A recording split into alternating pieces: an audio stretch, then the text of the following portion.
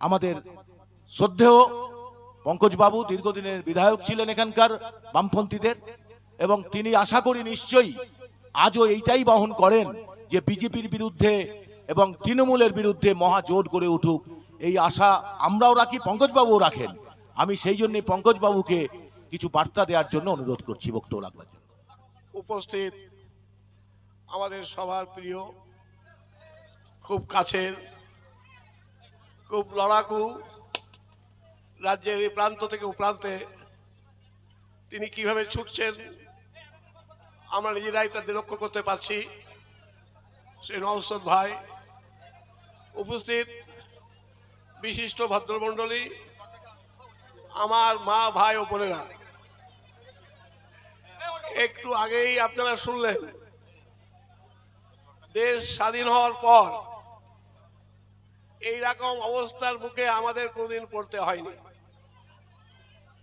এত বড় বিপদ আমাদের সামনে কখনো এইভাবে আসেনি। যে লড়াই সংগ্রাম আত্মত্যাগের মধ্য দিয়ে আমরা স্বাধীনতা অর্জন করেছিলাম এবং ডক্টর বি.আর. আম্বেদকরের নেতৃত্বে যে সংবিধান রচিত হয়েছিল, সেই প্রিয় সংবিধান যার শত শত শহীদের রক্তের বিনিময়ে আজকে সেই সংবিধানকে অস্বীকার করার চেষ্টা হচ্ছে। ভারতের ঐতিহ্য, ভারতের সংস্কৃতি, ভারতের বৈচিত্র্য, আগে সবটা তারা মানতে চাইছেন না। তারা চাইছেন এক দেশ, এক জাতি, এক ভাষা, এক ধর্ম। আরে ভাবা যায় না, যেসব কথাবার্তা শোনা যাচ্ছে বা শুনছি, এইরকম বিপজ্জনক কথাবার্তা কখনো শুনিনি। মানুষের প্রধান সমস্যা, মূল সমস্যা, সে বিষয়ে কোনো আলোকপাত নেই। আমার কৃষকের কি হবে, আমার ক্ষেত মজুরের কি হবে, আমার বেকারের কি হবে, আমার ব্যবসায়ী বন্ধুদের কি হবে, আমার কর্মচারী ভাইদের কি হবে, আজকে দেখবেন তার ধারের কাছে নেই। দ্রব্যমূল্য বৃদ্ধির কি হবে, একটা কথা নেই। অর্থাৎ এটা ইতিহাস বলে, যখন শাসক শ্রেণী যখন মানুষের স্বার্থ রক্ষা করতে পারে না, জনকল্যাণমূলক রাষ্ট্রের দায়িত্ব পালন করতে পারে না, যখন তাদের ধর্ম কর্ম হচ্ছে একশিরে পুঁজিপতি কর্পোরেটদের স্বার্থ, তখন তারা এই পথই অবলম্বন করে। ধর্মীয় উন্মাদনায় ভাসিয়ে দাও, মানুষের ভিতরে বিভেদ তৈরি করো, মানুষের ভিতরে বিভাজন তৈরি করো। সেই জন্য যে বড় শক্তি হোক আর ছোট শক্তি হোক, সমস্ত ধর্মনিরপেক্ষ শক্তি তাদের ঐক্যবদ্ধ হয়ে আজকে এই অবস্থার মুখোমুখি আমাদের দাঁড়াতে হবে এবং নিশ্চিতভাবে আমরা এই সংবিধানকে রক্ষা করব, এই ধর্মনিরপেক্ষতা রক্ষা করব, এই শপথ আমাদের গ্রহণ করতে হবে। আমার বিশ্বাস সবাই সেই ভূমিকা পালন করবে। তাকে মন্ত্রিত্ব দিয়ে কেনা যায় না, আর আমার কর্মীদেরকে ধমকে চমকে পুলিশের কেস দিয়ে আমাদেরকে আইএসএফ কে কেনা যাবে না। আমার ইন্ডিয়ান সেকুলার ফ্রন্ট বলছে যে তৃণমূলকে আমরা 1 ইঞ্চি জমি ছাড়বো না। আর যখন আমাদের বিরুদ্ধে পারছে না এই তৃণমূল, তখন আমাদেরকে বলছে বিজেপির দালাল, বলছে না, আমাদেরকে বলছে বিজেপির থেকে নাকি আমাদের দলের নেতারা টাকা খেয়েছে। মাননীয় মুখ্যমন্ত্রীও বলছে, আমরা ইন্ডিয়ান সেকুলার ফ্রন্ট বলছি, আপনার যদি সাহস থাকে আপনি বলুন আমার দলের পৃষ্ঠপোষক কবে অমিত শাহর সঙ্গে বসেছিলেন, কবে নরেন্দ্র মোদীর সঙ্গে বসেছিলেন, আমার দলের সেনাপতি নওশাদ সিদ্দিকী কবে অমিত শাহর সঙ্গে বসেছিলেন, কবে নরেন্দ্র মোদীর সঙ্গে বসেছিলেন। হ্যাঁ, যুক্তরাষ্ট্রীয় পরিকাঠামোয় একজন এমএলএ, একজন বিধায়ক প্রধানমন্ত্রীর সঙ্গে বৈঠকে বসতে পারেন, কিন্তু আমরা দেখেছি যখন গরিব খেটে খাওয়া শ্রমজীবী মানুষের 100 দিনের কাজের টাকায় তৃণমূল চুরি করলো, যখন প্রধানমন্ত্রী আবাস যোজনার টাকা লুট হয়ে গেল, গরিব খেটে খাওয়া শ্রমজীবীর মানুষের অধিকার টাকা তৃণমূল লুট করলো, তখন আমার দলের সেনাপতি তার প্যাডে লিখছে যে জব কার্ডের 100 দিনের কাজের অধিকারকে ফেরত দিতে হবে। আর যারা জব কার্ড যাদেরকে চুরি করলো, বন্ধ করলো, তাদেরকে জেলের ভেতর ঢোকাতে হবে, এটাই বিকল্প, এটাই ইন্ডিয়ান সেকুলার ফ্রন্ট। কিন্তু পশ্চিম বাংলার মানুষ দেখেছে মমতা বন্দ্যোপাধ্যায়কে 1998 সালে যখন তৃণমূল কংগ্রেসের জন্ম হয় বিজেপির গর্ভে, তখন এই দেশের প্রধানমন্ত্রী অটল বিহারী বাজপেয়ী, আমরা তখন দেখেছি যে এই মমতা বন্দ্যোপাধ্যায় অটল বিহারী বাজপেয়ীর বিজেপির মন্ত্রিসভায় তিনি তখন ছিলেন রেল মন্ত্রী ছিলেন, কখনো কখনো তিনি দপ্তরবিহীন মন্ত্রী ছিলেন, কখনো তিনি রেলের চেয়ারপারসন ছিলেন, কখনো কয়লা মন্ত্রী ছিলেন। আমরা দেখেছি কলকাতা কর্পোরেশনের নির্বাচনে মমতা বন্দ্যোপাধ্যায় বিজেপির গঠবন্ধন করলো।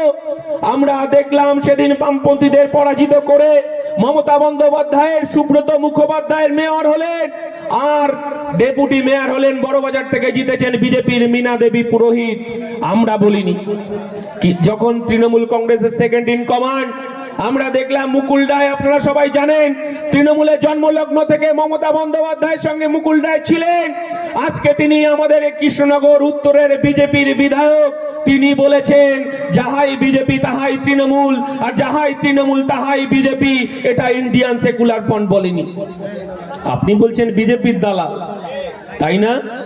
আমরা দেখেছি আপনি 1999 সালের লোকসভা নির্বাচনে এই পশ্চিমবঙ্গ থেকে বিজেপির সঙ্গে আপনি তৃণমূলের গঠবন্ধন করেছেন। আপনারা দেখেছি কৃষ্ণনগর থেকে জুলু মুখার্জির বিজেপি সত্যব্রত মুখার্জি, দমদম থেকে তপন শিকদারকে আপনি নির্বাচিত করেছেন জোটের এমপি হিসাবে। আপনি দিল্লিতে অটল বিহারী বাজপেয়ী মন্ত্রিসভায় ছিলেন। আমরা দেখেছি যখন